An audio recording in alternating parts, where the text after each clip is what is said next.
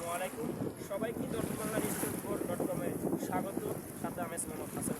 আমরা এই মুহূর্তে রয়েছি চট্টগ্রাম পতেঙ্গা সমুদ্র সৈকতে এবং আমরা আপনাদের একটা কথা বলতে চাই, গত কয়েকদিন টানা মুষলধারা বৃষ্টি এবং ভারতের যে টুম্বুরা গেট ছেড়ে দিয়েছে, পানির যে সুইচ যে গেট যে ছেড়ে দিয়েছে, সে পানির গেট থেকে আসা পানিতে চলে গেছে বাংলাদেশের বিভিন্ন প্রান্ত। প্রায় 6টি জেলা পানিবন্দী এবং পানিবন্দী রয়েছে প্রায় 32 লাখের উপরে মানুষ। এতে বহু হতাহতের সংখ্যাও রয়েছে। আমরা যদি আপনাদের বলি, এই পর্যন্ত আমাদের খবর আসা পর্যন্ত আমরা 10 জনের মৃত্যুর খবর পেয়েছি। সর্বশেষ আমাদের এটা আমরা জানতে পেরেছি যে কুমিল্লা, নোয়াখালী, ফেনী, মিরসরাই এবং হাটহাজারী বেশ কিছু এলাকা পানিবন্দী হয়েছে। আর কুমিল্লা, ফেনী, নোয়াখালী যেভাবে বিপর্যস্ত হয়েছে সেটা সিলেটের বন্যাকেও হার মানাবে, কারণ এতটাই পানি হয়েছে যে যেটা বলার মতন ভাষা নাই। একতলা বাড়ি, একতলা ঘর, একতলা টিনের ঘর তলিয়ে দোতলায় উঠে গেছে পানি। এতটাই বিপর্যস্ত পানি। এই পানি কোথা থেকে আসলো?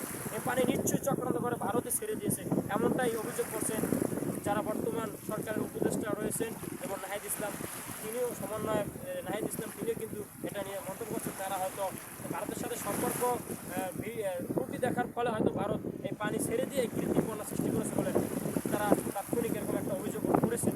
সাধারণ মানুষও এমনটা করছে। আমরা এই মুহূর্তে একটু দেখাতে চাই, আমাদের যে ক্যামেরাম্যান রয়েছে এই দিকটা দেখা যাচ্ছে আসলে পানি আস্তে আস্তে করে বাড়তে শুরু করেছে। যদি আমরা বলি, আমরা চারোদিকে দেখতে পাচ্ছি অথই পানি আস্তে আস্তে বাড়তে শুরু করেছে। চট্টগ্রামে এই মুহূর্তে আমরা দেখতে পাচ্ছি ভাটায় যেমন একটা পানি না থাকলেও এখন কিন্তু বাড়তে শুরু করছে। আর এই মুহূর্তে সারা দেশে যে পরিমাণে বন্যা হচ্ছে, সেই বন্যাদের ভিতরে আসলে উদ্ধার কাজে 6 জেলায় সেনা মোতায়েন করা হয়েছে। বিশেষ করে আমরা যদি একটু বলি, তার পাশাপাশি ভাদ্র মাসে দেশের বন্যার পরিস্থিতি এমন হবে কল্পনাও করতে পারেনি কেউ। এবং হঠাৎ করে টানা ভারী বৃষ্টি ও ভারতের খুলে দেওয়া উঠানে ফলে ফেনী, নোয়াখালী, কুমিল্লা, লক্ষ্মীপুর, ব্রাহ্মণবাড়িয়া, কক্সবাজার, খাগড়াছড়ি, চট্টগ্রাম, মৌলভীবাজার দেখা দিয়েছে ভয়াবহ বন্যা। এতে পানিতে লাখ লাখ মানুষের ঘরবাড়ি, ফসলি জমি তলিয়ে গেছে। বিভিন্ন জেলায় তৈরি হয়েছে মানবিক বিপর্যয়। এর মধ্যে এখন পর্যন্ত আমরা 10 জনের বেশি মানুষের মৃত্যুর খবর পেয়েছি। বিশেষ করে দর্পণ বাংলার যে কুমিল্লা প্রতিনিধি জানায়, চলমান বন্যায় কুমিল্লা এখন পর্যন্ত প্রায় 5-6 জনের উপরে মানুষ মৃত্যুবরণ করেছে, তাদের কাছে সংবাদ এসেছে। এবং নিহতদের ভিতরে আমরা যতটুকু যে দেখলাম, বিশেষ করে যদি আমরা একটা কথা বলতে চাই, আমরা প্রায় কয়েক লাখ মানুষ কিন্তু আসলে বিদ্যুৎ থেকে বিচ্ছিন্ন এবং মোবাইল নেট থেকেও বিচ্ছিন্ন, আমরা যেটা দেখেছি। আর এদিকে টানা কয়েকদিন বৃষ্টিতে উত্তালে ঢলে কক্সবাজার 2 শতাধিক গ্রাম প্লাবিত হয়েছে। অন্তত 3 লাখ মানুষ কক্সবাজারে পানিবন্দী রয়েছে। এছাড়াও যদি আমরা বলি, পানিতে ভেসে গেছে প্রায় কয়েকজন মানুষও ভেসে যাওয়ার খবর আমরা পেয়েছি। এর ভিতরে আমরা যদি আরও একটু বলি আপনাদেরকে, আপনার চকরিয়া, পেকুয়া আর রামুতে বন্যা পরিস্থিতি অবনতি হয়েছে। পানিতে তলিয়ে গেছে ঘরবাড়ি ও দোকানপাট, নিরাপদ আশ্রয় ছুটছেন এসব জেলার শতাধিক গ্রামের মানুষ। রামু উপজেলার গর্জনিয়ার ক্যাজরিল, ডেংরা, পশ্চিম বিভিন্ন জায়গায় আসলে পানিতে প্লাবিত হচ্ছে। এছাড়াও যদি আমরা আপনাদেরকে বলি, ফেনীর ফুলগাজী উপজেলার বন্যার পানিতে মারা গেছে বেশ কয়েকজন, তবে তার পরিচয় এখনো তাদের পরিচয় জানা যায়নি। দুর্যোগ ব্যবস্থাপনা এবং ত্রাণ মন্ত্রণালয় বিষয়টি জানিয়েছে। এছাড়া ব্রাহ্মণবাড়িয়া, সৃষ্টি বন্যার পানিতে ডুবে সুবর্ণা আক্তার নামে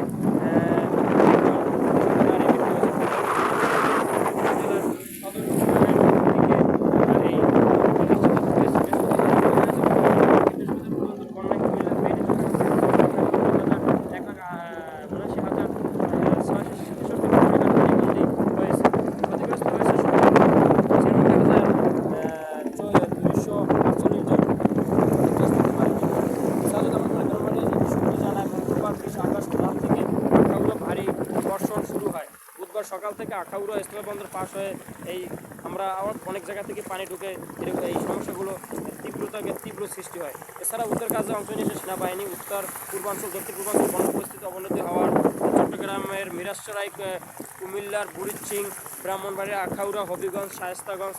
এরপরে এছাড়াও আমরা যদি একটু বলি, শায়েস্তাগঞ্জ ছাড়াও যদি আমরা আপনাদেরকে আরেকটু বলি যে সাংবাদিকদের আরও তথ্য জানায় যে এতে বন্যার্তদের পাশে মৌলভীবাজার, হবিগঞ্জ, কুলাউড়া বন্যাতে উদ্ধার কাজে সেনা মোতায়েন করছে আন্তঃবাহিনী গণসংযোগ অধিদপ্তর ISPR গতকাল বৃহস্পতিবার এক সংবাদ বিজ্ঞপ্তিতে তথ্য জানিয়েছে। এতে জানানো হয়, বাংলাদেশ সেনাবাহিনীর পদাতিক ডিভিশন, 24 পদাতিক ডিভিশন এবং 33 পদাতিক ডিভিশনের সেনা সদস্যরা নিজ নিজ দায়িত্বপূর্ণ এলাকায় মোতায়েন করা হয়েছে। নিরসভাবে পানিবন্দী মানুষদের নিরাপদ স্থানে সরিয়ে নিতে উদ্ধার কাজ করেছে। এছাড়া ফেনী, চট্টগ্রাম, মৌলভীবাজার, হবিগঞ্জ সেনাবাহিনীর 5টি মেডিকেল টিম চিকিৎসা সহায়তার জন্য সেনাবাহিনী মোতায়েন করা হয়েছে। তাছাড়া দুর্গতদের আসলে যথেষ্ট চেষ্টা চালাচ্ছে সেনাবাহিনীর পাশাপাশি অন্যান্য বিভিন্ন সামাজিক সংগঠনের লোকজন। সেনাবাহিনী বন্যা কবলিত জেলাগুলোতে এ পর্যন্ত আনুমানিক 6,000 বন্যা দুর্গত ব্যক্তিকে উদ্ধার করেছে, বিভিন্ন আশ্রয় কেন্দ্রে পাঠিয়েছে। পাশাপাশি বন্যার্তদের মাঝে ত্রাণ ও খাদ্য বিতরণ চলমান রয়েছে। আইএসপিআর আরও জানিয়েছেন, এছাড়া বাংলাদেশের সেনাবাহিনীর অন্য যারা রয়েছেন তারাও সব দিক থেকে তারা কাজ চালাচ্ছেন। সেনাবাহিনীর প্রধান বন্যা পরিস্থিতি স্বাভাবিক না হওয়া পর্যন্ত জাতির আস্থার প্রতীক বাংলাদেশ সেনাবাহিনীর এই মানবিক কার্যক্রম রাখার জন্য সবাইকে তাদের উপর আস্থা রাখার জন্য জানিয়েছেন। তো একটা কথা বলতে চাই যে চট্টগ্রামের এই বন্যার পরিস্থিতি নিয়ে আমরা আপনাদের যদি একটু বলি যে বিশেষ করে চট্টগ্রামের যে বন্যাগুলো হয়েছে তাতে করে আমরা মানুষ আসলে খুবই এক কথায় ভারত আমাদের বন্ধু যেটা মানুষ বলে সেটা কিন্তু আসলে বলা যাবে না। ভারত বন্ধু হতে পারে কিন্তু এরকম অমানবিক কাজ করে ভারত বন্ধু এটা অনেকেই মানতে পারছে না। কারণ ভারতের যে অমানবিক কাজটা এখন করছে যে তারা বাঁধ খুলে দিয়ে দীর্ঘ 30 বছর প্লাস মানে 31 বছর কাছাকাছি পরে তারা যে ডুম্বুরা গেট খুলে দিয়েছে এবং এই কৃত্রিম বন্যা সৃষ্টি করে লাখ লাখ মানুষকে পানি ভর্তি এবং বিদ্যুৎ তুলে ফেলে দিয়েছে, এটা ইতিহাসে এটা